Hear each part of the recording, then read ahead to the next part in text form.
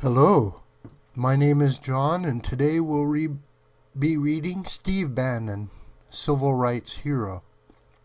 School choice is now a presidential priority. It could never have happened without Steve Bannon. This article is by David Horowitz on November 18, 2016, posted in Breitbart. David Horowitz is the author of Big Agenda, President Trump's Plan to Save America, now in its 8th week on the New York Times bestseller. Many have called school choice the movement to liberate African American youngsters from the failed schools that don't teach them, the civil rights movement of the 21st century. Donald Trump is one of those who do, but it was Steve Bannon, the CEO of Trump's presidential campaign, who put it on Trump's radar and who made it a centerpiece of Trump's New Deal for Black America. I happen to know this because I was responsible for drawing Bannon's attention to it in the first place. I bring this up now not to draw attention to anything I have done, but to defend a man who has been viciously and baselessly portrayed as a white nationalist and racist, who has put himself on the line for Black America in a way that few others have done. The attempt by desperate, hysterical, and malicious voices on the left to isolate, stigmatize, and silence Steve Bannon as a white nationalist is despicable, not least because that is the very last thing he is. School choice is a term to describe the provision of scholarships to poor children who are trapped in an inner-city public schools where year in and year out, nearly half of them fail to graduate, and the half who do are functionally illiterate and unable to function in a modern economy.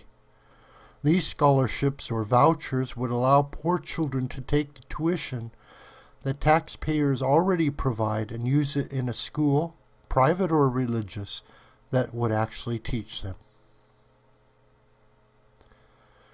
Vouchers are absolutely vital to opening the doors of opportunity to millions of poor Black and Hispanic children, and poor white children as well.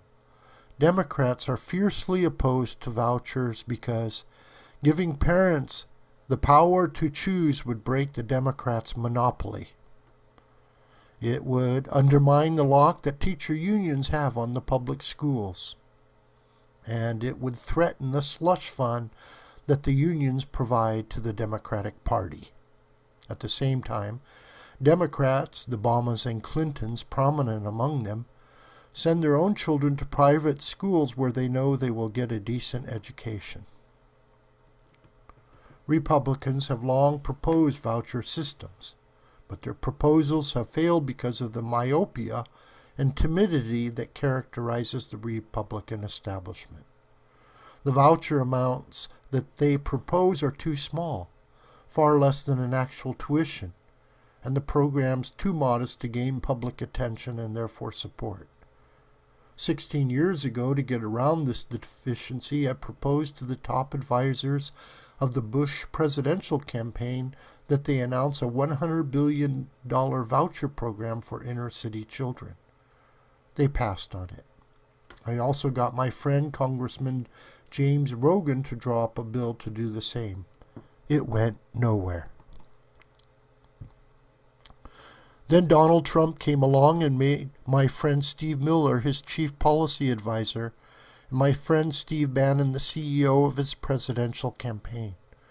So I put a voucher proposal on their desks, stressing that it had to be more than $100 billion so the press couldn't ignore it, and that it had to provide a tuition equivalent to what taxpayers were already paying to the public schools for not teaching their students. Steve Bannon gave it the green light, and Steve Miller went to work on the details. Under Bannon's guidance, it soon appeared in a Trump speech in Cleveland as a $130 billion scholarship program for inner-city youth. As your president, Trump announced, I will become the nation's biggest cheerleader for school choice. Under Bannon's guidance, again, it became the centerpiece of Donald Trump's New Deal for Black America, which also included making black neighborhoods safe and bringing jobs to the inner city. I can't say enough about Donald Trump and his General Steve Bannon for getting behind a plan to liberate the children of the inner cities. I had spent the last 16 years banging my head against the stone wall of the Republican Party, trying to persuade congressmen, senators, and the Bush White House of the importance and urgency of such a plan. But my pleas fell on deaf ears. The school choice movement had been wandering in the wilderness for want of national leadership even longer. Millions of inner-city children had been lost in those years for want of a decent education. Now the wall had come down and there was a real prospect for something to be done. School choice is now a presidential priority. It could never have happened without Steve Bannon. It could never have happened without someone in a position like Steve's who cared about what happened to inner-city children, and who was willing to put his weight behind a program this ambitious, which no other Republican would touch. When the history of the 21st century civil rights movement is written, Steve Bannon's name will have a special place in its pantheon of heroes. This video is a production of the School of the White Crane. I'm John Brooker. Please email me or post comments on YouTube. I'm very grateful for your listening to this video, and please post it on social media if you have enjoyed it. Thank you again.